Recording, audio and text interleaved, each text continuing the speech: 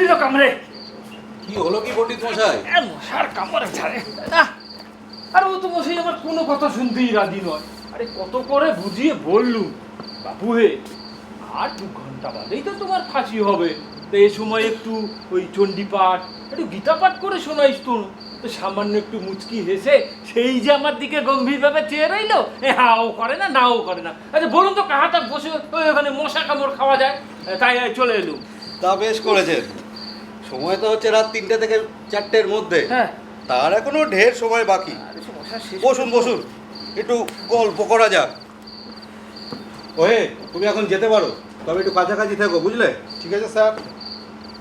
একটা সিগারেট খাবেন নাকি পণ্ডিত মশাই? হ্যাঁ, না এইসব ছেড়েই দিয়েছি। আচ্ছা, এরকম আশ্চর্য আসামি আমি কিন্তু দেখিনি। আমিও না, সত্যি আশ্চর্য। আচ্ছা দেখুন বিরাজবাবু, আজ প্রায় 12 বছর ধরে আমি জেলে কাজ করছি, কিন্তু এরকম আশ্চর্য আসামি দেখেছি বলে আমার তো মনে পড়ে না। হ্যাঁ, তবে হ্যাঁ, ওই অনেক কাল আগে ওই কালু কাহার বলে একজন এখানে এসেছিল। হ্যাঁ, তা তাকেও তো দেখেছি, একই রকম গম্ভীর। কিন্তু ফাঁসি রাতে সে এমন কান্না জুড়ে দিল যে কান্না গিয়ে থামলো ফাঁসি হয়ে যাবার পর। কিন্তু কৌশিকের মতন এরকম আমি হলপ করে বলতে পারি কৌশিকর আসল নাম নয়। আসল নাম ও গোপন করে গেছে। হতে পারে হতে পারে নয় তাই। হ্যাঁ। এই যে এত চেষ্টা করা হলো কোর্টের বাইরে, তা প্রথম দিন থেকে শেষ দিন পর্যন্ত একই সুরে বলে গেল আমার নাম কৌশিক গুপ্ত, আমার অন্য কোনো নাম, এমনকি ডাক নাম পর্যন্ত নেই। আচ্ছা, ওর ব্যবহারটা আগাগোড়াই কেমন যেন রহস্যময়। আগা গোড়াই। হ্যাঁ। প্রথমত দেখুন, বালুচরে ওরই বয়সী যুবক কিষান চাঁদকে ঠান্ডা মাথায় খুন করে নিজেই থানায় গিয়ে বললে আমিই খুন করেছি কিষান চাঁদকে। আর তারপর প্রথম থেকে দাঁড়িয়ে শেষ দিন পর্যন্ত একই সুরে বলে গেল আমিই খুন করছি, আমিই খুন করছি, আমিই খুন করেছি। জজ সাহেব যখন জিজ্ঞাসা করলেন হ্যাঁ। কেন খুন করেছো, তাকে খুন করবার দরকার হয়ে পড়েছিল, তাই। ব্যাস, এর বাইরে আর একটি কথাও নয়। আচ্ছা, ওই বাড়ি ঘর দোর কোথায় সেসব কিছু বলেছে কি? আরে কিচ্ছু না। হ্যাঁ? বাড়ি ঘর দরের কথা জিজ্ঞাসা করলেই কোর্টের কথাগুলো সেই একই সুরে বলে যায়। বাড়ি ছিল বাঁকুড়া জেলায়, গ্রামের নাম কেষ্টপুর না বিষ্টপুর, ঠিক মনে নেই, ভুলে গেছি। তার আগেই বাড়ি থেকে পালিয়েছিলাম। মা ছেলেবেলায় মারা যান। তাই আমি ঠিক করেছি পণ্ডিত মশাই, হ্যাঁ। আজ একবার শেষ চেষ্টা করে দেখব। ওকে এই ঘরে ডেকে এনে এই আপনি আর আমি দুজনে মিলে চেষ্টা করব ও সঠিক পরিচয়টা জানা যায় কিনা। আমি এই ঘরে? হ্যাঁ, এই ঘরে। কেন? না, আচ্ছা তা বেশ। আচ্ছা একটা কথা বলুন তো, ও কেন ওর ওই সত্যিকারের পরিচয়টা গোপন করে যাচ্ছে? আমার মনে হয় ও কাউকে বাঁচাতে চাইছে। ও হয়তো পরিবারের কেউ কিংবা আত্মীয় স্বজন, অথবা ধরুন কোনো মেয়েকে। হ্যাঁ। বারবার একটি কথাই বলে যাচ্ছে যে পরিবারে কোথাও কেউ নেই আমার। একজন 35-36 বছর বয়সের যুবকের কেউ কোথাও নেই, এটা ভাবতেও যেন কেমন লাগে, তাই না? লাগেই তো। অথচ দেখুন, ওর চেহারা মোটেই গুন্ডা বদমাশের মতো নয়, হ্যাঁ। বেশ ভদ্র সভ্য চেহারা। না পণ্ডিত মশাই, আর এই কাজ করতে ভালো লাগছে না। কেন? কেন জানি না। ধরুন, কৌশিক আজ এই জেলে এসেছে প্রায় 6-7 মাস হলো, হ্যাঁ। আর প্রতিদিনই ওর সাথে আমার দেখা হয়েছে। আর রোজই আমার একটি কথাই মনে হয়েছে যে এই ঘটনার পিছনে নিশ্চয়ই এমন কোনো কাহিনী জড়িত আছে যেটা জজ সাহেব জানতে পারলে হয়তো ওর ফাঁসিটাই হতো না। কিন্তু কোর্টে দাঁড়িয়ে প্রথম দিন থেকে শেষ দিন পর্যন্ত নিজের আত্মপক্ষ সমর্থন তো করলোই না, উপরন্তু ক্রমাগত বলে গেল আমিই খুন করেছি কিষান চাঁদকে। বিচার করে যা শাস্তি দেওয়ার হয় দিন। এটা সত্যি হতভাগ্য। মা বাপর নেই ঠিকই, থাকলে হয়তো এমনটা হতো না। আরে ও তো সে ভালো করে আমার সঙ্গে কথাই বললো না। শুধু আপনার সঙ্গে কেন পণ্ডিত মশাই, সকলের সাথে ওর একই ব্যবহার। হ্যাঁ। কথাই বলতে চায় না কারোর সাথে। ও, তারপরে একটা মজার ব্যাপার দেখুন, হ্যাঁ। এখন আবার কে ফোন করে? হ্যালো, কে কথা বলছেন? হ্যাঁ আমি বলছি। আপনি কে বলছেন? ও কে? স্যার, আপনি? না মানে আপনার গলার আওয়াজটা না ঠিক চিনতে পারিনি। আগে কৌশিক গুপ্ত? আগে হ্যাঁ স্যার, ওই রাত 3টে থেকে 4টের মধ্যে ফাঁসি হয়ে যাবে sir. I beg your pardon sir. ও, ফাঁসির দড়ি ধরাগুলো? আগে হ্যাঁ স্যার, আমি সব ঠিক করে রেখেছি। আগে না না স্যার, কোনো গণ্ডগোল হবে না। আমি জানি তো স্যার আপনি এই বিষয়ে কত চিন্তা করেন। Thank you sir, good night sir. এত রাতে কি? Jail super. Jail super? হ্যাঁ, খোঁজ নিচ্ছিলেন হ্যাঁ। ওই ফাঁসির দড়ি ধরাগুলো সব ঠিকঠাক আছে কি? ও। ও যাই হোক, যা বলছিলাম, হ্যাঁ কলকাতার এক পাবলিশার হ্যাঁ হ্যাঁ কৌশিককে অনুরোধ করে ওর জীবন কাহিনীটা লিখে দেওয়ার জন্য। হ্যাঁ। তা সব শুনে কৌশিকও তো রাজি হয়ে যায়। আর তারপর ওই 3-3.5 মাস ধরে খেটে একটা মোটা খাতা লিখে হ্যাঁ। পাবলিশারকে দিয়েও দেয়। তা সেই পাবলিশার ওকে রয়্যালিটি বাবদ 10,000 টাকা পাঠিয়েও দেয়। তাও প্রায় আজ 1 মাস হয়ে গেল। আর এই 1 মাস ধরে এই খামবন্ধ অবস্থায় টাকাটা সিল করে আমার কাছে পড়ে রয়েছে। রোজই ওকে জিজ্ঞাসা করি, বাপু হে, এই টাকাগুলোর কি ব্যবস্থা করবো সেটা তো বলো। আরে এই টাকা তো আমি আর নিজের কাছে রাখতে পারি না। হ্যাঁ। তা কি বলে জানেন? বলবো বলবো আর একটু ভাবি। তা দেখি আর একবার চেষ্টা করে। নইলে কবে বলবে বলুন তো? বটেই বটেই তো, বটেই তো। অন্য কিছু নয় পণ্ডিত মশাই, আমার শুধু একটাই চিন্তা, যদি ওর সত্যিই কেউ কোথাও না থেকে থাকে তাহলে তো আপদ চুকেই গেল। হ্যাঁ হ্যাঁ। কিন্তু যদি কেউ থেকে থাকে, আর আমার মনে হয় আছে, হ্যাঁ? তাহলে তোরা সারা জীবনে ওর কোনো খোঁজই পাবে না। তা কেন? তা কেন মানে? মানে ওই ওই ওই কৌশিকের কেস তো আজ 6-7 মাস ধরে চলছে। হ্যাঁ, আর ওই কাগজপত্রে ওর ছবিও বেরিয়েছে। হ্যাঁ। তাহলে যারা ওকে চেনবার তা চিনতে পারছে না কেন? সেইগুলো বালি পণ্ডিত মশাই। হ্যাঁ। শ্রীমান কৌশিক বলে তিনি নাকি 20 বছর বয়সে বাড়ি থেকে পালিয়েছেন আর নাকি বাড়িতে যাননি। আর তাছাড়া সংসারও নাকি ওর কেউ নেই। তাহলেই বুঝতে পারছেন এই 16 বছরে নিশ্চয়ই ওর চেহারায় এমন কোনো পরিবর্তন ঘটেছে যাতে কিনা যারা ওকে চেনবার তারা। না না, কথায় কথা অনেক দেরি হয়ে গেল। হ্যাঁ।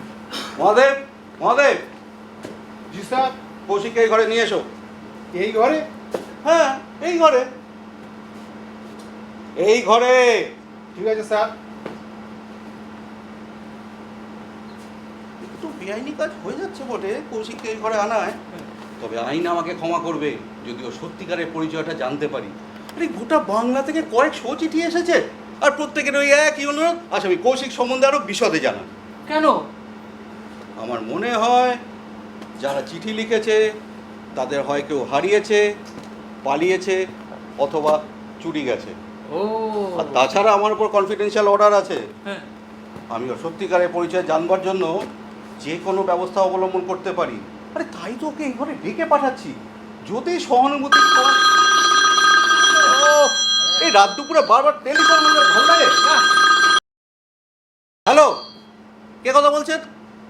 ও ও স্যার, আপনি আপনি এগুলো ঘুমোতে যাননি স্যার? আগে তরুণী? তরুণী? তরুণী কি করবে স্যার? ও, কৌশিকের সাথে দেখা করবে আগে? না না স্যার, আমি আর কি বলবো, আপনি নিজে যখন 2 ঘন্টা ধরে কথা বলে কনভিন্সড হয়েছেন। হ্যাঁ হ্যাঁ হ্যাঁ স্যার, হ্যাঁ, পাঠিয়ে দিন স্যার, পাঠিয়ে দিন। Thank you sir. ও ইয়ে, হ্যালো হ্যালো। এই আবার জেল সুপার? হ্যাঁ। কি?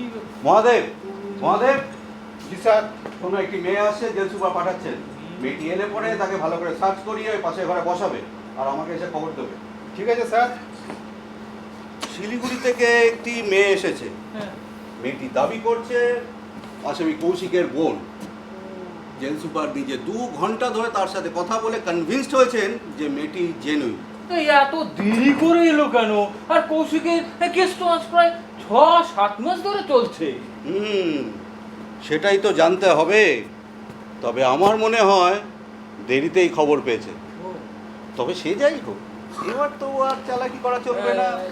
এত বছর পরে নিজের ছোট বোনটিকে দেখে ওর যে মুখে মুখে ভাব, আরে কৌশিক যে, এসো এসো এসো, তুমি এখন যেতে পারো।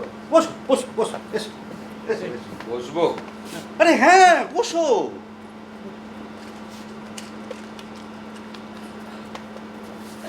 একটা সিগারেট খাবে নাকি কৌশিক? খাবো। আরে হ্যাঁ হ্যাঁ, নাও নাও, খাও।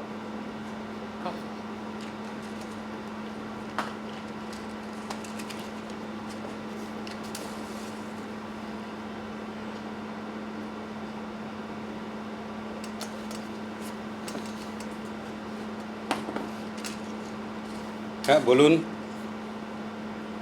আরে না না, বলা বলির জন্য তোমায় ডাকি। তবে আরে তবে আর কি, ভাবলুম বাকি সময়টুকু আর এই ছোট ঘরের মধ্যে কেন বসে থাকবে, তার থেকে এই ঘরটা বেশ বড় আর খোলামেলা, এখানে বসে একটু গল্প গুজব করা যাক, এই আর কি। ধন্যবাদ, আপনাদের দুজনকে অশেষ ধন্যবাদ। আশ্চর্য।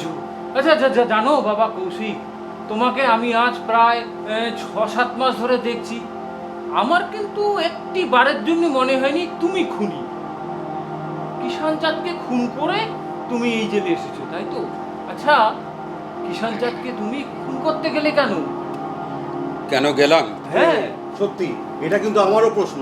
আরে তোমার মতো একজন শিক্ষিত আমি শিক্ষিত নই, লেখাপড়া জানি না, শেখবার সুযোগও কখনো পাইনি। আচ্ছা, তা বেশ বেশ, তা কিষান চাঁদকে তুমি খুন করতে গেলে কেন? হ্যাঁ,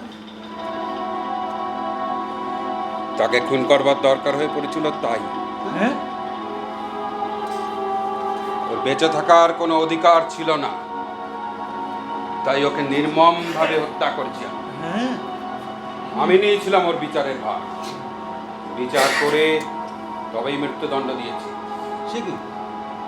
ও, আপনারা দেখছি আমার কাহিনীটা শোনার জন্য বড় উতলা হয়ে উঠেছেন। না, বেশ, বলছি সে কথা।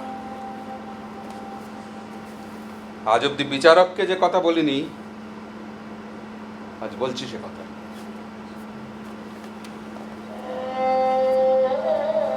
আমি একটি মেয়েকে ভালোবাসতাম, কিষান ছিল আমার পরম বন্ধু। একবার কোনো এক কাজে আমি পাটনা গিয়েছিলাম দিন 7 জন্য। কিষানকে বলে গিয়েছিলাম মেয়েটির দেখাশোনা করতে।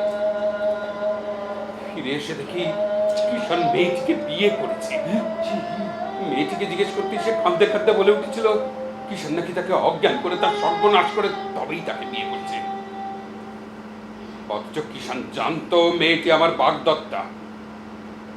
মেয়েটির বাবা মা কেউ ছিল না, কলকাতার রাস্তা থেকে আমি ওকে কুড়িয়ে নিয়ে এসেছিলাম।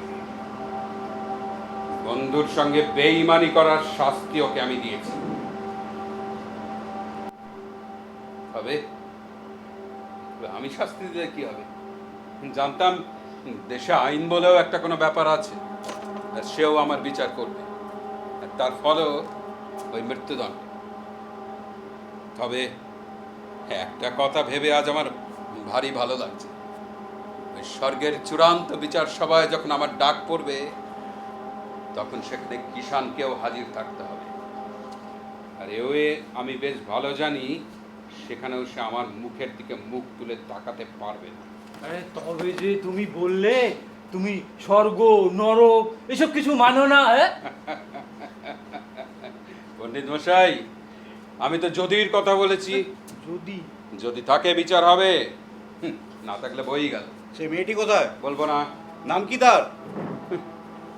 তাও বলবো না স্যার। বলুন, না কিছু জানার আছে? আরে দেখো কৌশিক, এই একটু আগে আমি পণ্ডিত মশাইয়ের সাথে হ্যাঁ। আলোচনা করছিলাম।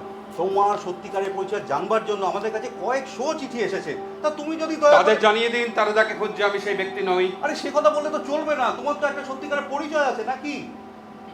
বললাম তো, আমার নাম কৌশিক গুপ্ত, বাবার নাম ঈশ্বর গুপ্ত, বাড়ি বাঁকুড়া জেলায়, গ্রামের নাম কেষ্টপুর না বিষ্টপুর ঠিক মনে নেই, ভুলে গেছি। আরে বাবা, এই কথা তুমি আগেও বলেছো, কোর্টেও বলেছো। আবার জিজ্ঞেস করলেন তাই বললাম। আরে না, আমি জানতে চাইছি তোমার সত্যিকারের পরিচয়। মানে ধরো তোমার মা। মা নেই আমার। তাহলে কে আছেন? বাবা ছিলেন, শুনেছি গত 3 বছর হলো তিনিও দেহ রেখেছেন। ও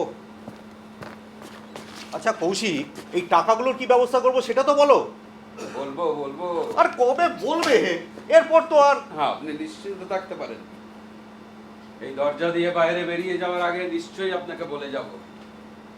স্যার, হ্যাঁ, ও ওকে ভালো করে সার্চ করিয়েছো? হ্যাঁ স্যার, ঠিক আছে, আমি বললে পরে তারপরে এই ঘরে নিয়ে এসো। ঠিক আছে স্যার। শোনো কৌশিক, একটি মেয়ে এসেছে। মেয়েটি দাবি করছে সে তোমার ছোট বোন। বলেছি তো আমার কোনো বোন নেই। সে কথা বললে তো চলবে না। মেয়েটি গভীর রাত্রে জেল সুপারের সাথে দেখা করে যেভাবেই হোক তাকে কনভিন্সড করে এখানে আসার স্পেশাল পারমিশন পেয়েছে। কাজেই বাকি সময়টুকু আর শান্তি পাওয়া গেল না।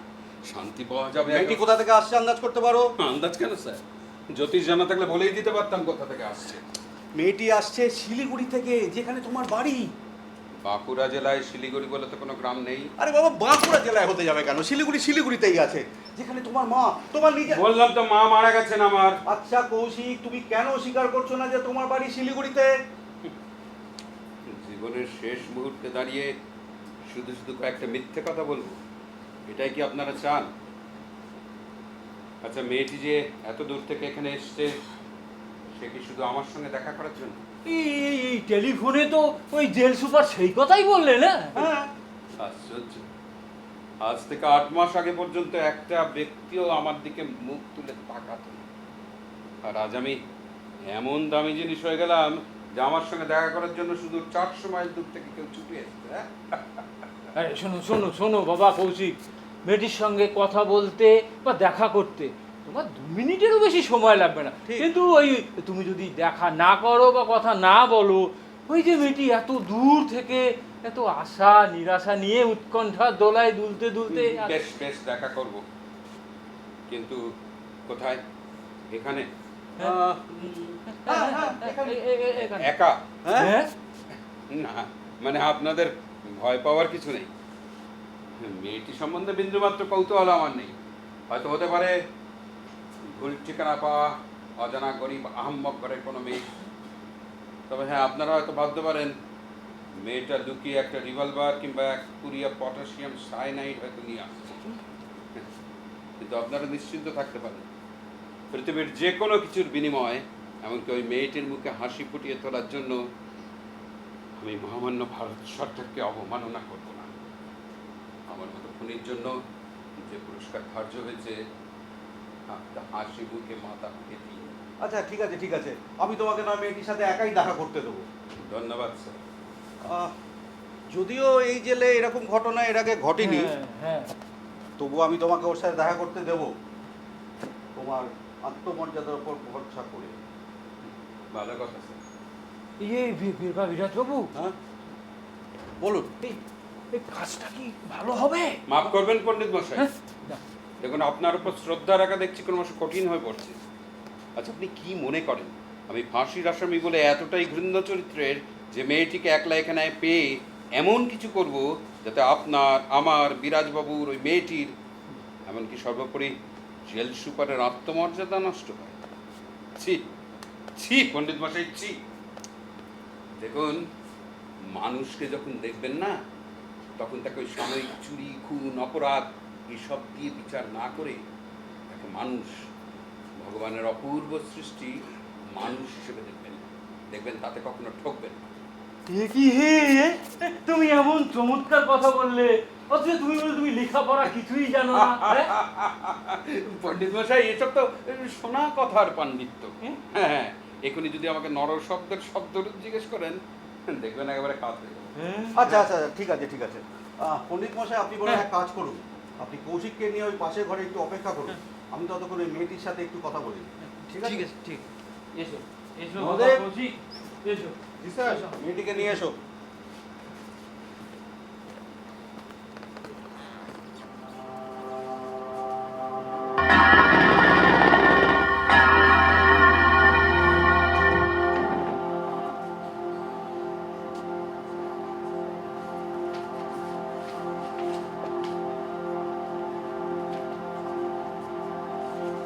স্যার,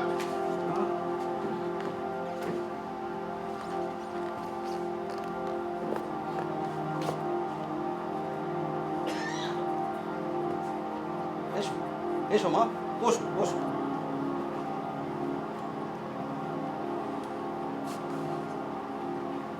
আরে মাটিতে নয়, মাটিতে নয়, বলে উঠে বসো মা।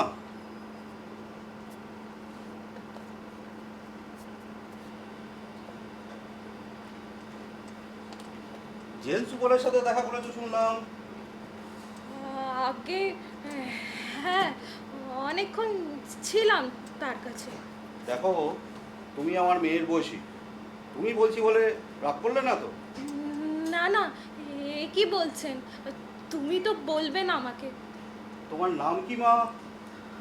আমার নাম রঞ্জনা, রঞ্জনা মজুমদার। মজুমদার? তুমি তো কৌশিকের সাথে দেখা করতে চাও না? হ্যাঁ, কেন আমার কি আসতে খুব দেরি হয়ে গেল? না না না, আর একটু পরে এলে হয়তো সত্যিই দেরি হয়ে যেত, কারণ সময় তো হচ্ছে রাত 3টে থেকে 4টের মধ্যে। যাই হোক, আমি তোমাকে এবার কয়েকটা প্রশ্ন করি মা। হ্যাঁ, আরে না না, ভয় পাওয়ার কিছু নেই। এই তোমাদের দেখাশোনার ব্যাপারটা একটু সহজ করে দিতে চাই আর কি। ও, বাড়ি কোথায় তোমার? আগে শিলিগুড়িতে। প্রপার শিলিগুড়ি? না, ওই খঞ্জনা গ্রামে। বাবা মা?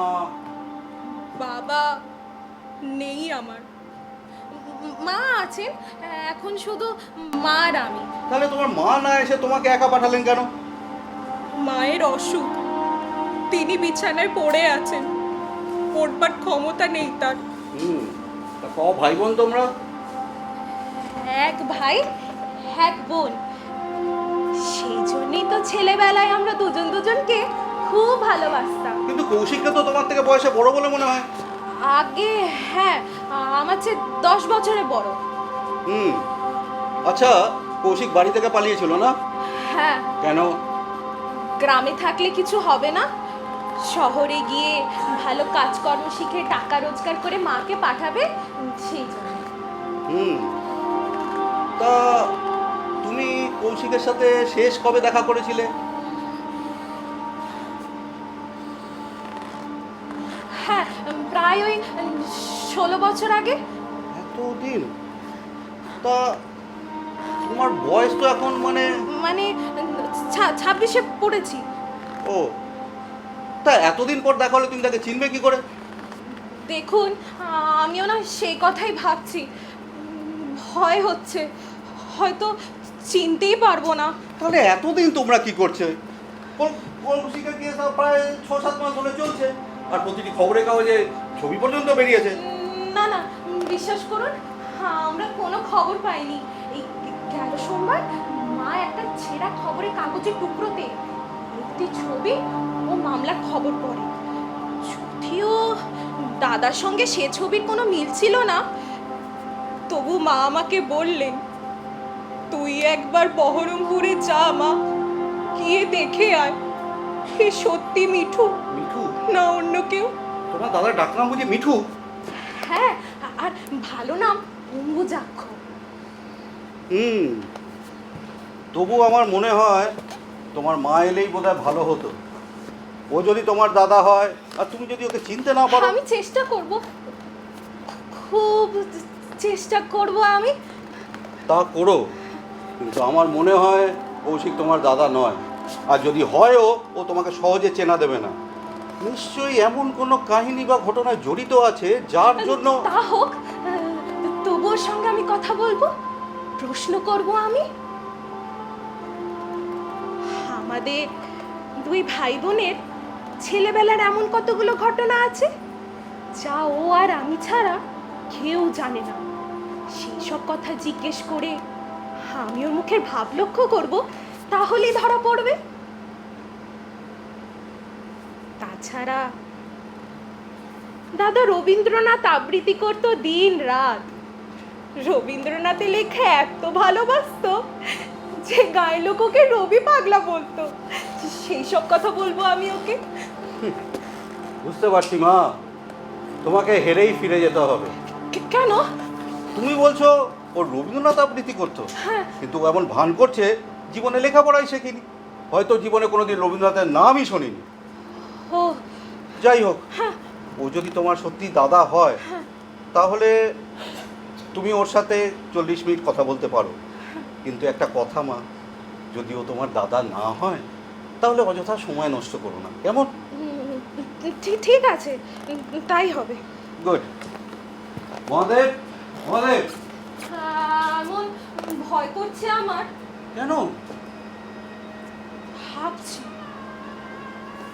ও যদি আমার দাদা না হয় তাহলে মাকে গিয়ে কি বলবো, আর আর যদি হয়ও তাহলেই বা ফিরে গিয়ে কি বলবো মাকে। কৌশিক পাশের ঘরেই আছে, আমি ওকে পাঠিয়ে দিচ্ছি। মহাদেব, কৌশিককে নিয়ে এসো।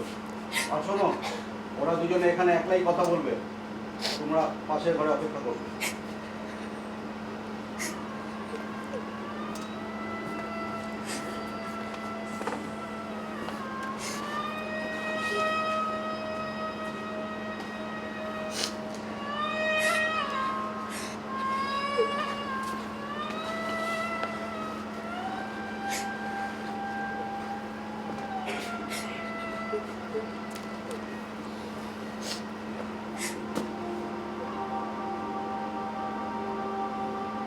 Try your luck, my girl.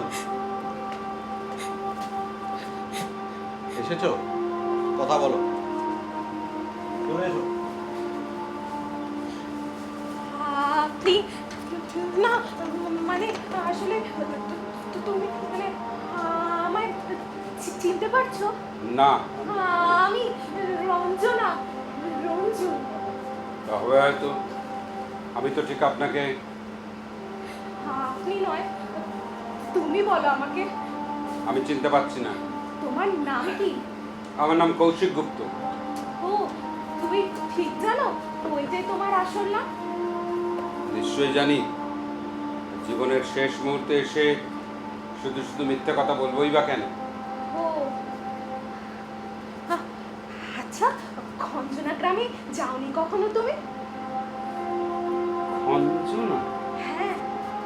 বাহ, ভারী মিষ্টি নাম তো, খঞ্জনা। তোমার বাড়ি কোথায়? বাড়ি বাঁকুড়া জেলায়, গ্রামের নাম কেষ্টপুর না বিষ্ণুপুর ঠিক মনে নেই, ভুলে গেছি। কেন? ছেলেবেলায় বাড়ি থেকে পালিয়েছিলাম কি না। ও আচ্ছা, তুমি বই ভালোবাসো? বই? হ্যাঁ, বই, কবিতার বই, রবীন্দ্রনাথের বই, যা তুমি রোজ রাত্রে আমাকে ঘুম পাড়াবার সময় আবৃত্তি করে শোনাতে। আবৃত্তি? আবৃত্তি কি জিনিস তাই আমি জানি না। কোন হাই স্কুলে পড়তে তুমি?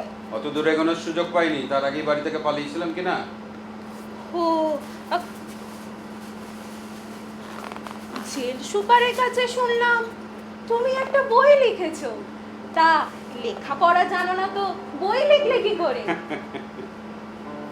দেখো, বাংলাদেশে বই লেখবার জন্য লেখাপড়া জানার দরকার হয় না। তোমার সঙ্গে যেমনভাবে কথা বলছি ঠিক সেরকমভাবে লিখে ফেলেছি। আর তাছাড়া মিথ্যে কথা লিখতে তো কোনো অসুবিধা হয় না। সব মিথ্যে কথা লিখেছো? সব মিথ্যে কথা। কেন লিখলে তবে? কি করব, লোকেরা তো খুনির জীবনে রোমাঞ্চ খুঁজতে চায়, তাই সেটাই বেশি করে দিয়েছি। ও, আমি এত কথা জিজ্ঞেস করছি বলে তুমি কিছু মনে করছো না তো? আরে না না, আমার সঙ্গে একটু কথা বলে যদি তুমি সান্ত্বনা পাও তাতে আমি বাদশাহ পক্ষে। তোমার আরো যদি কিছু জিজ্ঞেস করার থাকে করতে পারো। তুমি বইতে কিচ্ছু করোনি? না। ও, তোমার সঙ্গে মিঠুদার কোনো আদল নেই এ কথা আমি বলবো না। আদল আছে, নিশ্চয়ই আছে, কিন্তু কিন্তু আমি ধরতে পারছি না। তোমার দাদার ডাকনাম বুঝি মিঠু? হ্যাঁ। আচ্ছা, রবীন্দ্রনাথে কোনো কবিতা তোমার মুখস্থ আছে? না। ও, আমি কয়েকটা লাইন বলি, দেখো তো তার পরের লাইনগুলো তোমার মনে পড়ে কিনা।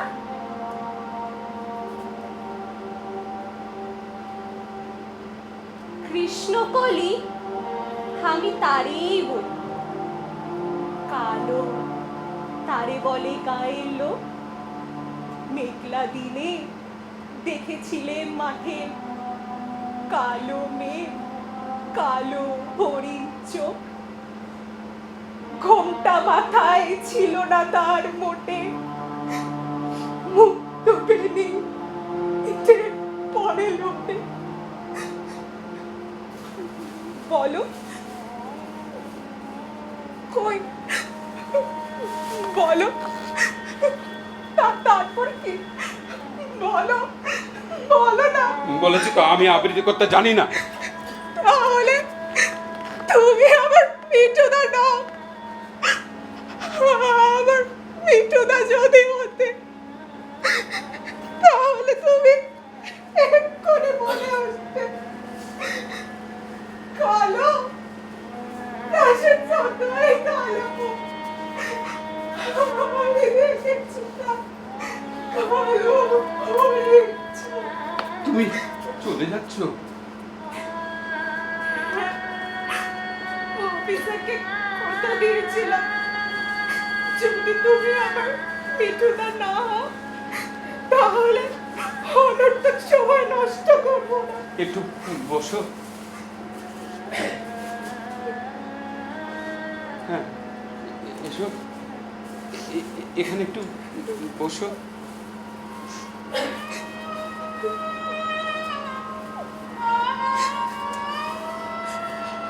এবার আমি তোমায় কয়েকটা কথা জিজ্ঞেস করব। তুমি আমায় কি জিজ্ঞেস করবে? তুমি তো কিছুই জানো না, আমাকে ছেড়োই না তুমি। হ্যাঁ, তা সত্যি, কিন্তু জিজ্ঞেস করি। করো। আমি কথা বলবো আর এই ফাঁসি কাঠ আমার দিকে তাকিয়ে হাঁ করে সময় গুনবে? না না, তা কিছুতেই হতে পারে না। আচ্ছা আচ্ছা, তোমার বাবা মা এখানে নিজেরা না এসে তোমার মতন একলা একটা মেয়েকে এত দূরে পাঠিয়েছে কেন? বাবা নেই আমার, মায়ের অসুখ, তিনি বিছানায় পড়ে আছে, ও ওঠবার ক্ষমতা নেই তার। আচ্ছা, তোমার দাদার ডাক নাম তো বললে মিঠু, ভালো নাম কি? অম্বুচাক্ষ মজুমদার। দাদা সেই যে 20 বছর বয়সে বাড়ি ছেড়ে চলে গেছে, আর ফেরেনি, সেই জন্যে তো ভেবে ভেবে আজ পড়তে বসেছে। আমি ভাবছি এখন আমি মাকে গিয়ে কি বলবো, কেন কেন বিদ্যুৎ এমন করলো, কোথায় যে গেল, কি আবৃত্তি না করতো প্রত্যেকদিন। আমি ঘুমোবার আগে আমার মাথায় হাত বুলিয়ে দিতে দিতে একটি কবিতায় আবৃত্তি করতো মিঠুদা। সেই যে আমরা দুজনে একটি গায়ে থাকি, সে আমাদের একটি মাত্র সুখ। জানো, ওই কবিতাটির সঙ্গে আমাদের আশ্চর্য মিল। আমাদের গায়ের নাম কঞ্চনা, নদীর নাম অঞ্জনা, আর আমার নাম রঞ্জনা। কি বলো, কেন এমন করে সব হারিয়ে গেল? এখন আমি মাকে গিয়ে কি বলবো? দাঁড়ো দাঁড়ো দাঁড়ো, বলছি আমার একটা ঘটনার কথা মনে পড়ছে। হ্যাঁ, তার নামও তো ছিল অম্বুজ। কিরকম চেহারা? হ্যাঁ।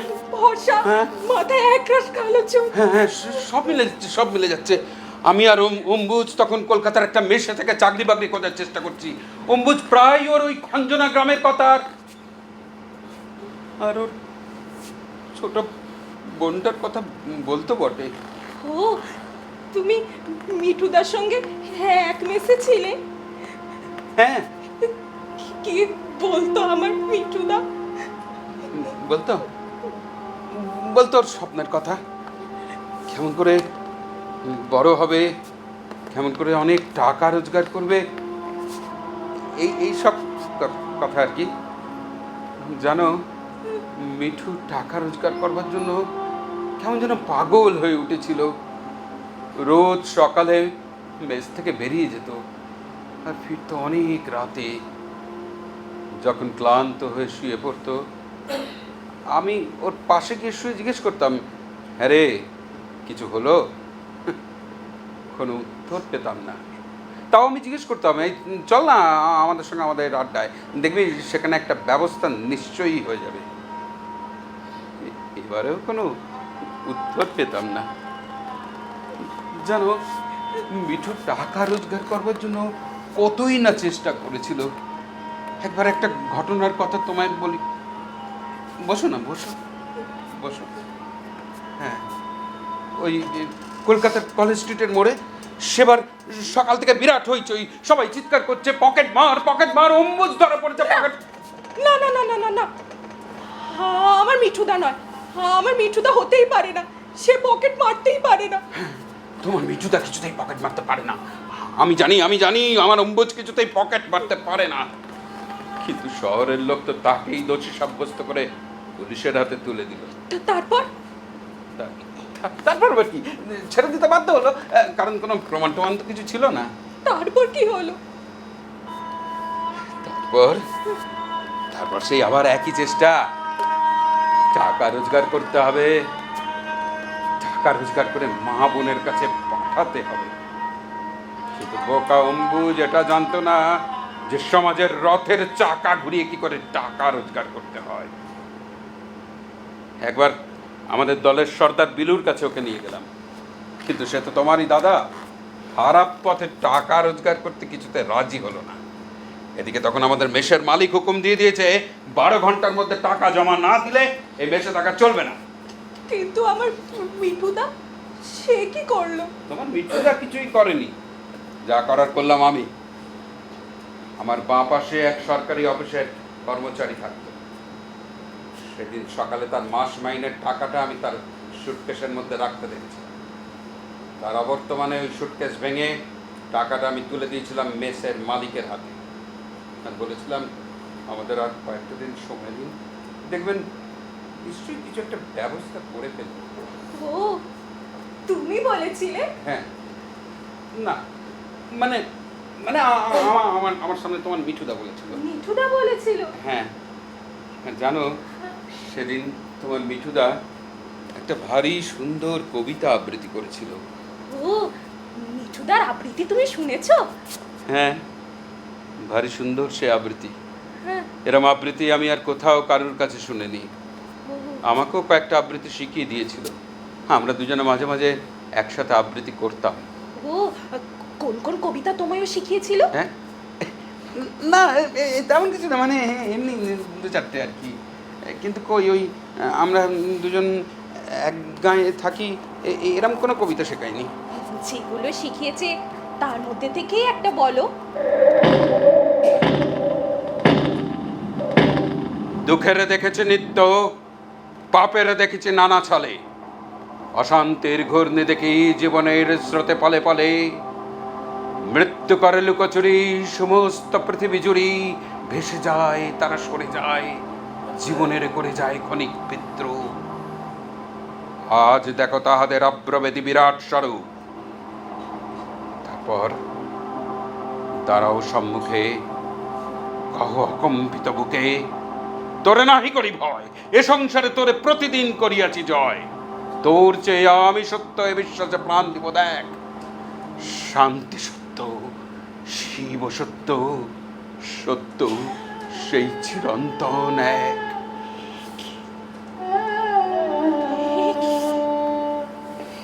তোমার গলা যে একেবারে মিঠুদার মতো, ঠিক মিঠুদা যেমন করে আবৃত্তি করতো।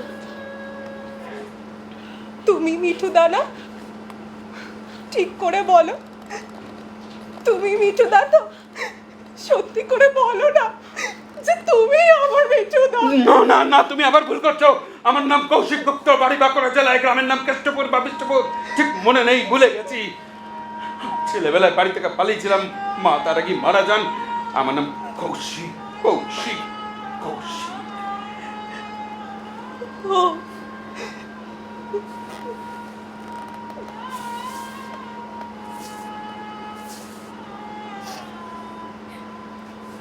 তারপর সেখান থেকে সে কোথায় গেল আমাকে বলো। পূর্ণ পূর্ণ বা অর্ধকুম্ভ কোনো এক যোগে আমরা সেবার গঙ্গা স্নানে গেছি। স্নান সেরে সবে উঠেছি, এমন সময় এক মহিলার কণ্ঠে আর্তচিৎকার শোনা গেল, ওগো তোমরা কি কোথায় আছো গো? আমার ছেলেটাকে খুঁজে পাওয়া যাচ্ছে না, ওকে একটু খুঁজে দাও গো। কি যেন বলে উঠলো, ওই দূরে জলে ভেসে যাচ্ছে তোমার ছেলে। সবাই তাড়াতাড়ি শুনে জলে ঝাঁপিয়ে পড়লো। পাশের যেদিকে অম্বুজ সেও নেই, সেও চাপিয়ে পড়েছে জলে। হ্যাঁ হ্যাঁ, আমার মিঠুদা খুব ভালো সাঁতার জানতো। তারপর তারপর সবাই একে একে জল ছেড়ে উঠে এলো। কেউ পায়নি সেই মায়ের সন্তানকে। এমন সময় তীরময় একটা শব্দ উঠলো, বান আসছে, বান আসছে। সবাই ভয় তাড়াতাড়ি জল থেকে উঠে পড়লো। দূরে তখন বানের রেখা দেখা যাচ্ছে। এমন সময় জলের ওপর থেকে একটা আওয়াজ ভেসে এলো, এই নিন আপনার ছেলে। চেয়ে দেখি ডান হাত দিয়ে বুকের কাছে ছেলেটাকে চেপে ধরে বাঁ হাত দিয়ে জল কাটতে কাটতে এগিয়ে আসছে বাংলার সেই বীর সন্তান অম্বুজাক্ষ মজুমদার। তীরের কাছে আসতেই কি যেন বাচ্চাটাকে টুক করে তার কাছ থেকে তুলে নিল, কিন্তু ক্লান্ত অম্বুজকে ধরে তোলার কথা কারুর মনেই পড়ল না।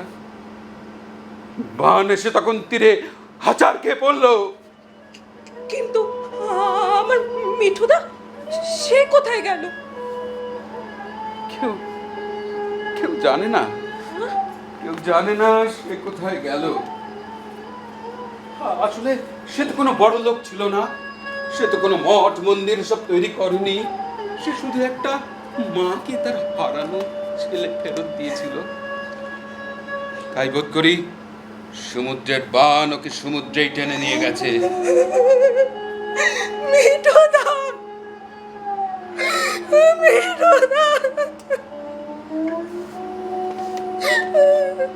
আরে তুমি তো দেখছি আচ্ছা বোকা মেয়ে, এত বড় বীর যার ভাই, তার কেমন করে কাঁদলে চলে না কাঁদা উচিত? আচ্ছা রঞ্জনা, বলছি তোমার তোমার গর্ব হচ্ছে না তোমার মিঠুদাকে নিয়ে? হচ্ছে, খুব গর্ব হচ্ছে আমার। মাকে তার হারানো ছেলে ফিরিয়ে দেওয়া, এ আমার মিঠুদা ছাড়া আর কেউ পারতো না। তবে আজ যদি মিঠু রোগে ভুগে বিছানায় পড়ে থেকে মারা যেত, কিংবা ধরো আমার মতো মানুষ খুন করে যদি তাকে মরতে হতো, তাহলে তোমরা কি করতে আমি জানি না, কিন্তু আমি কোনোদিন অম্বুজকে ক্ষমা করতে পারতাম না। কিন্তু আজ যা করে যেভাবে সে আমাদের কাছ থেকে বিদায় নিয়েছে, তাতে আমাদের সকলের মুখ উজ্জ্বল হয়েছে। এখন এখন তুমি যখন ফিরে গিয়ে তোমার মাকে এই কথাগুলো বলবে, দেখবে বলতে বলতে গর্বে তোমার বুকটা ভরে উঠবে। আর মা মা এমন বীর সন্তান গর্বে ধারণ করেছিলেন জেনে আনন্দে চোখের জল ফেলবেন। তুমি সত্যি সত্যি বলছো না? আমার মনে কষ্ট হবে বলে মিঠুদের নামে একটা গল্প বানিয়ে বলছো? দেখো, একজন চলে গেছে আর আমিও আর কিছুক্ষণের মধ্যেই যাবো। এইরকম সময় প্রিয় বন্ধুর নামে মিথ্যে কথা বলে কি হবে বোন?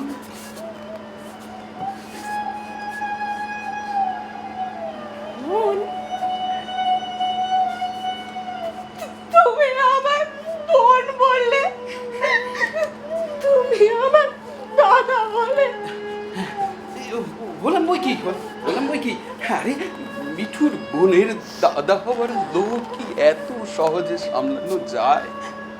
মাকে গিয়ে কি বলবো তোমার কথা? বলে দাও। মাকে গিয়ে বলবে তিনি যেন তার এই অজানা দিশেহারা অভাগা ছেলেকে ক্ষমা করেন।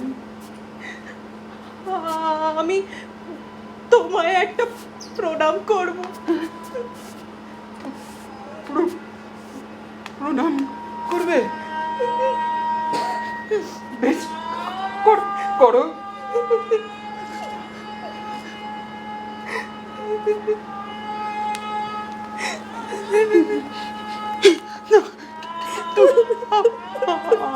আমি তোমায় কি দিয়ে আশীর্বাদ করবো বোন? আমি তোমায় কি দেব? বিটু তার কোনো চিহ্ন রেখে যেতে পারিনি, সেটা তার দুর্ভাগ্য।